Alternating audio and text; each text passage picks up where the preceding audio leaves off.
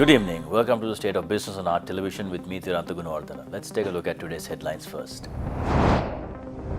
Sujatha Darwo program to commence from the 15th of March. Sri Lanka needs to leverage absolute and comparative advantages to ensure economic success, says Minister Champika Ranawaka. Now the stories in detail. President Maithripala Sirisena says that the Sujatha Darwo program will commence from the 15th of March as a part of the National Drug Prevention Project to protect children and the current generation from the drug menace. The President made these remarks during the opening ceremony of the new building of the Sri Lanka Anti-Doping Agency today, located at Block D of the premises of the Sugatadasa Outdoor Stadium. Speaking at the event, President Sirisena said that there is an organized racket in the country to smuggle dangerous drugs and introduce drugs to universities and among school children by using various methods. The Sujatha Darwo program will implement a broad program to educate students on how to combat this issue. The President also said that the Sujatha Darwo program will be introduced among the school children as a friendly program with the contribution of the relevant ministries, including the Ministry of Education, Ministry of Sports, Ministry of Health, as well as the assistance of the Army, Navy, Air Force and Police under the coordination of the Presidential Secretariat and with the participation of expert medical teams. Minister Harin Fernando, Chairman of the Sri Lanka Anti-Doping Agency, Professor Arjuna De Silva, sports instructors, coaches and sportsmen and women were also present at this occasion. The 34th CEO Network Forum, organized by Art Television under the theme Megapolis, Dream to Reality, was held in Colombo this morning, featuring the Minister of Megapolis and Western Development, Partly Champika Ranawaka, as the keynote speaker. While delivering his keynote address, Minister Ranawaka expressed the following regarding the long-term economic success of the country. What determines the long-term economic success of a country in a competitive economic environment? This question was answered by one of the most influential political economists of the classical era, the 18th century, David Ricardo. He said that the long-term economic success of a country in a competitive economic environment depends on how well that country exploits their absolute and comparative advantage over the others' international trade. Using a simple example to illustrate his theory, he said that England should not try to compete with France in producing champagne, whereas the France had the comparative advantage. And instead, they concentrate on the textile industry of Manchester, where England had the comparative advantage over France. This theory remains universally valid to date, and it continues to shape the economic growth strategies of countries around the world. Elaborating further, Minister Ranawaka also expressed the following on how absolute advantages of the country plays a role in the national long-term economic success. Then the question is, how successful have we been as a nation in identifying and exploiting our comparative advantage and our absolute advantage? We have some areas where we have an absolute advantage. Take graphite, world purest in form, which have been exporting as a raw material with zero value addition for almost past 2 centuries. Again, the world finest deposit of ilmenite sand, exported as raw material, when the value addition potential as nano-titanium is as high as 1,300%. Spices like cinnamon and another area of absolute advantage over other countries. The Minister also expressed the following on how comparative advantages have an effect on long-term economic success of the country.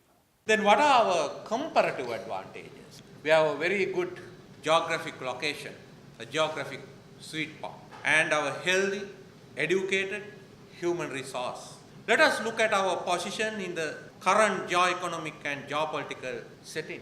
After 2 centuries in the 21st century, the global economic center of gravity is rapidly and decisively shifting back to the Indian Ocean region. This is the region where the bulk of global manufacturing, the bulk of global trade, the bulk of international oil production and transportation, and bulk of sea transportation will happen in the 21st century. And this is what prompted this man in this picture, the Robert D. Kaplan, an advisor to the US State Department on global geopolitics. In 2010, he claimed that in 19th century, the Atlantic Ocean was the most important ocean. In 20th century, it was Pacific Ocean. But in 21st century, it is Indian Ocean, and Sri Lanka is very middle of the Indian Ocean. That is our geographic sweet spot. It's time for a short commercial break. Do stay tuned for more news after this.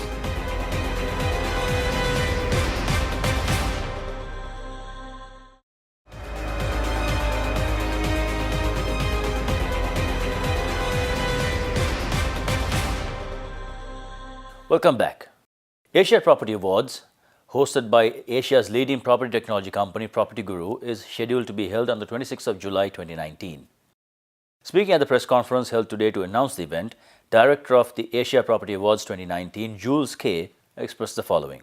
The Property Awards are a regional series that judge the best of the best in the industry. So as such, for Sri Lanka, it's a great opportunity to showcase the best real estate that you have to the rest of the region. It's also an opportunity to judge the quality in design and in development that's taking place in real estate in Sri Lanka. We have an independent panel of judges, very expert judges based in Sri Lanka, and another panel who judge the Asia Property Awards and measure the quality against other countries. So overall, it's a very strong platform to elevate the quality of Asian real estate and to highlight the best of the best in each of the countries that compete. Also speaking at the event, the chairman of the independent panel of judges of the Asia Property Awards 2019, Nirmal De Silva, expressed the following as well. So talking about PropertyGuru Asia Property Awards is the most recognized and credible awards ceremony which recognizes the best of real estate in the region. So as the independent panel of judges, we believe in true transparency and independence in terms of the overall process. So just to give you an example, that if any of the judges have been involved or has been in direct contact with any of the developments, we need to definitely outline that and sign up a conflict of interest form and submit it to BDO Partners, who is the independent evaluator in terms of the overall awards process. And in terms of the judging criteria, we mainly look at a number of criteria, and we look at the credibility, track record, compliance to statutory and local standards, the overall development, the functionality, design, and many aspects towards that. The World Renewable Energy Congress has decided to hold its 19th session at Sri Lanka under the theme Green Colombo. Speaking at the press conference held to announce the event today, Minister of Megapolis and Western Development Partly Champika Ranawaka expressed the following on steps taken to turn Colombo into a green city. We have articulated 4 conceptual pillars. One is the economic prosperity, other one is social equity and individual happiness of the people, and more importantly, the sustainability of the urban development and the green development of the entire economic and social fabric of this country. So we adopted kind of a green guidelines to the buildings by the UDA, and almost all the buildings here now partially fueled or powered by the green technologies. For example, here in Administrative City, we have called for a 10 megawatt solar plant to power this Administrative City in the time to come. So we are promoting green way of construction, green way of powering our cities, plus promoting public transport instead of private mode of transportation. And also to address the garbage issue, which will emit methane, which is 20 times more effect there in the atmosphere than the carbon dioxide, to promote this green concept here in Sri Lanka. Also speaking at the event, Chairman of the WREC, Ali Saik, expressed the following on the renewable energy sources which have not been utilized in the past. The world, there is no country in the world now, no country, when I say no country, how poor, how rich, is not investing in renewable energy. Because the climate change and global warming is inevitable, is happening. The only things we can do is to reduce its effect and make it longer before we suffer a great deal. If you realize, if you read your newspaper, in 2010, 10,000 people in Paris died from global warming. And Kuwait, in fact, last year had a temperature in the summer of 54 degrees Celsius.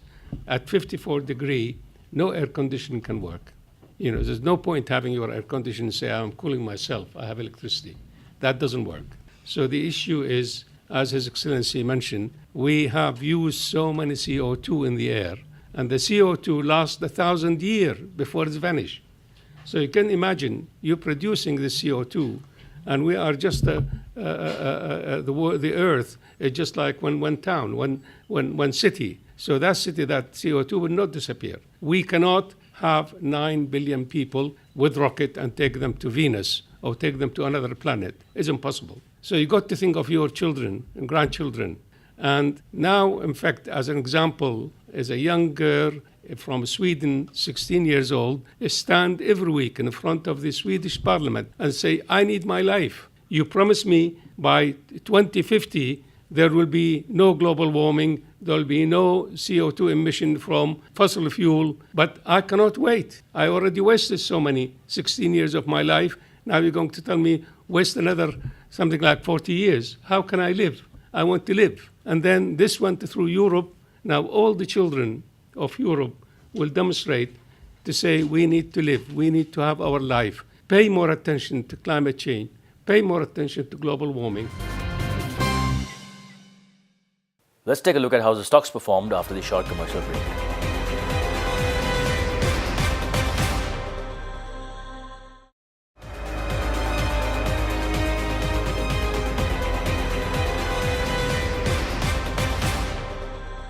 Trading at the Colombo Stock Exchange ended on a positive note today.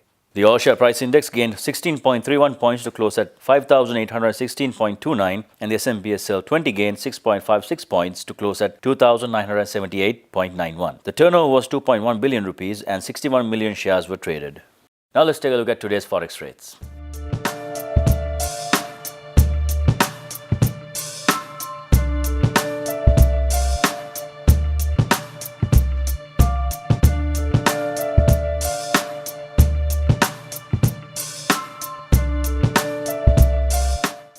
And that's all the news we have for you today. Do join us again tomorrow at the same time for more of the very latest on State of Business. Until then, take care. Good night.